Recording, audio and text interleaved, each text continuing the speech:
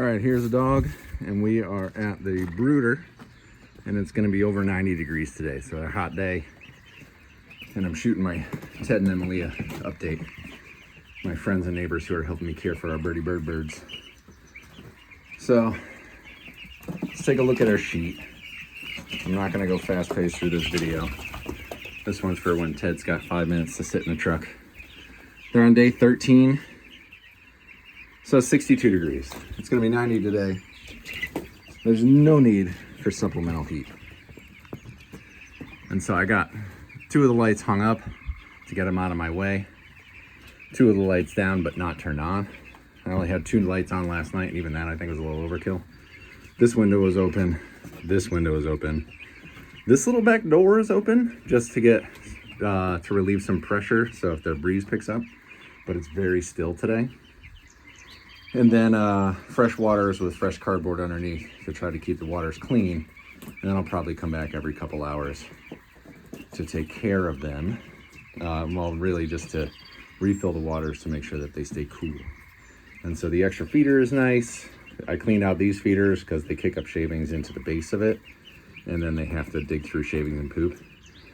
Before I did all the feeders and waters and stuff, I took them out, and I just took the scraper and gently went through the entire bed, turning it over, and I found that there was a thin layer of poop on top and then a thick layer of really dry shavings and rice hulls, Hulls.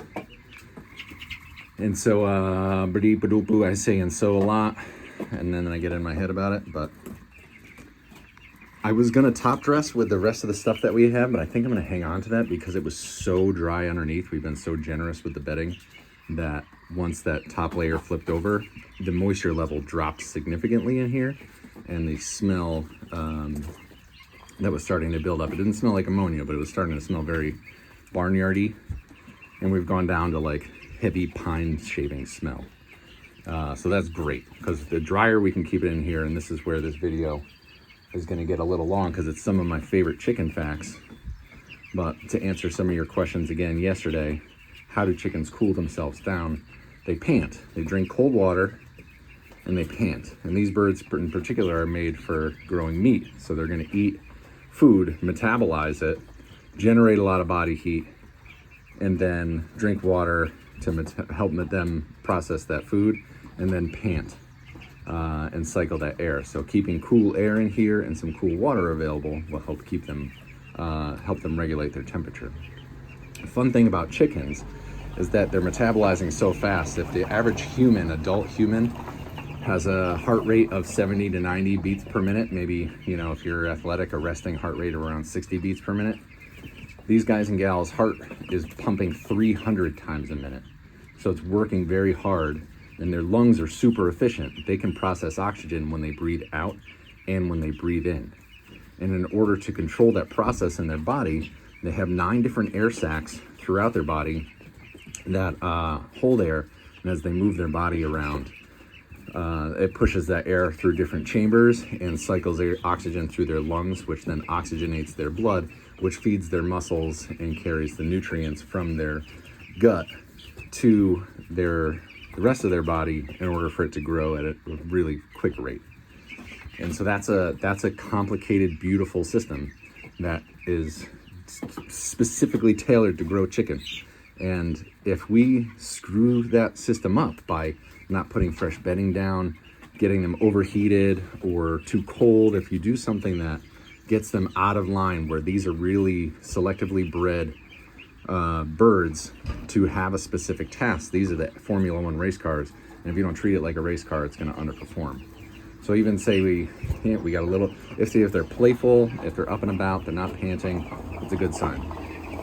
So if we optimize for their happiness, we'll see better production. And the example I like to use is that, so say you still successfully raise all 100 birds to the end of the batch, but because of something in the brooder, every single bird is down 1/4 pound from where they would be if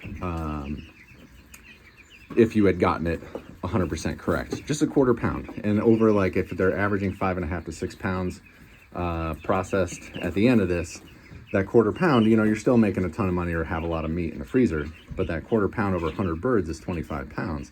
At $8 a pound, that's $200. And now you either save $200 or gain $200, depending on how you're applying this video to your own personal situation. But for me, I want to maximize the happiness and the joy that I get out of it and that they get out of it. But I also want to maximize the production, because I'm going through all this effort to raise all these chickens. I want to get the most out of it possible. And so we're going to make sure that they've got dry bedding, which is nice and fluffy. It went from like this thick to doubled almost. We went from it being like 3 to 4 inches thick to 6 to 8 inches thick in some areas. And they got fresh water, more airflow, and the air is picking up just a little bit outside, but I think I'm gonna go get a fan. Excuse me. For the window. There's a lot of words to say all at once. They're gonna go out in about a week and a half. And so when they go out outside, before that happens, not on the hottest day ever, because I kind of want to not let them get stuck outside and then overheat without the shade of the shed here. But we're going to open this door, have this ramp, they'll be able to slide out, this will get a cover, and then they'll have this outdoor area as well, which I cut everything back and started to prep for that eventuality. But because I want to be around more to train them into this, I'll probably give it to them Friday, Saturday, Sunday,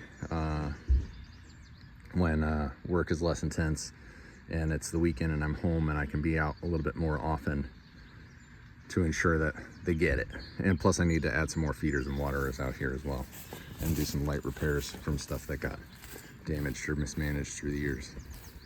So that's a quick brooder update. You guys are amazing. Hope it was helpful. Any questions, you know how to reach me. I'll talk to you soon.